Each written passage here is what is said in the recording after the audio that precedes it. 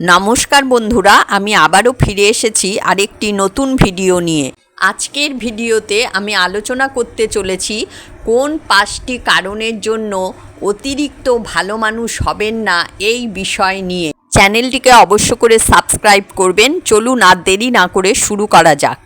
স্বামী বিবেকানন্দ বলেছিলেন, দুর্বলতাই মৃত্যু আর সবলতাই জীবন। সমাজে অতিরিক্ত ভালো বা সবার মন জুগিয়ে চলতে গেলে অনেক সময় নিজেরই সবচেয়ে বড় ক্ষতি হয়। প্রথম কারণ, দুর্বলতার সুযোগ গ্রহণ। অতিরিক্ত ভালো মানুষদের সমাজ প্রায়ই দুর্বল মনে করে। স্বামীজি বলতেন, অন্যায় সহ্য করা আর অন্যায় করা সমান অপরাধ। আপনার ভালো মানুষই সুযোগ নিয়ে স্বার্থান্বেষী মানুষেরা আপনাকে ব্যবহার করতে দ্বিধা করবে না। দ্বিতীয় কারণ, আত্মসম্মান বিসর্জন। সবাইকে খুশি করতে গিয়ে মানুষ নিজের অজান্তেই আত্মসম্মান হারিয়ে ফেলে।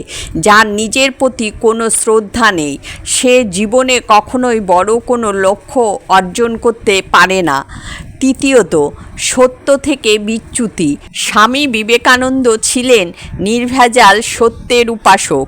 সবার কাছে ভালো সাজার জন্য অনেক সময় অপ্রিয় সত্যকে আড়াল করতে হয়, যা শেষ পর্যন্ত এক ধরনের মানসিক ভণ্ডামি জন্ম দেয়।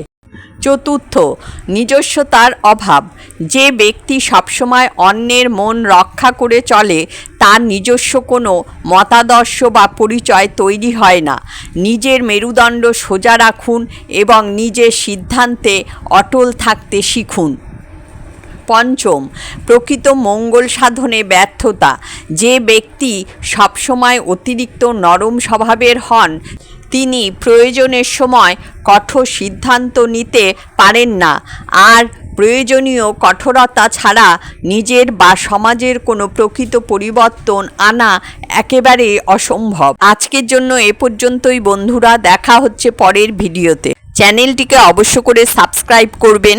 ধন্যবাদ।